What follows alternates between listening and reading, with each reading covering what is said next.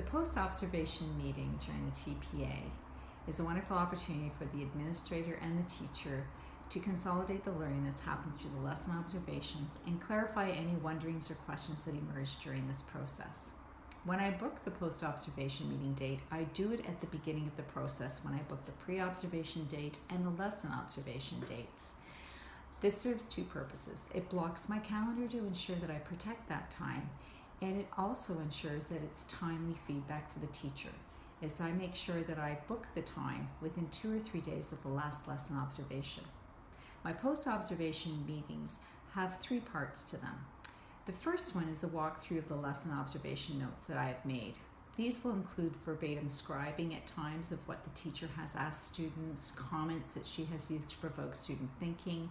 Perhaps they are notes about the students' questions, notes on the kinds of strategies that have been used. I'm also making notes on my wonderings and questions that emerged during my observation.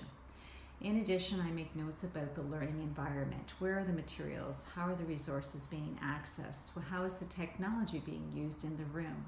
And again, I make notes about my wonderings and questions.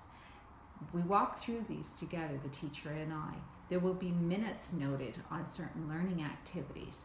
It's a really great opportunity for the teacher to reflect and be able to talk about and see how much time they spend on different areas of their programming.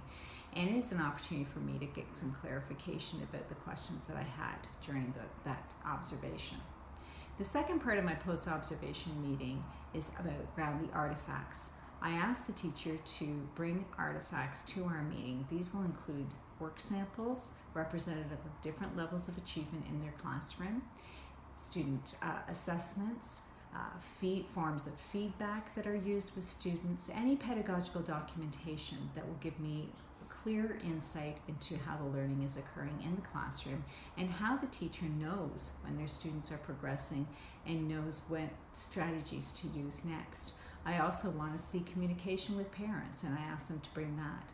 In addition, I ask them to bring something that they are proud of, that they really want to share with me around the work happening in their classroom, and to reflect on, be prepared to discuss any challenges that are also occurring and what supports they think they might like or need in order to improve the conditions for learning in their classroom.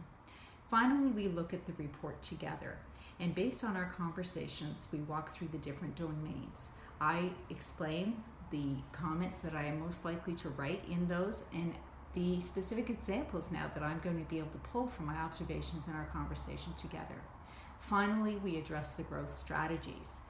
Most of the time, the teacher at this point is able to identify growth strategies themselves, and we agree on where they are going to go next. These growth strategies then become the basis for their annual learning plan moving forward, where I ask them to consider what supports and how I can help them achieve their goals in order to improve the achievement and well-being of the students in their classroom.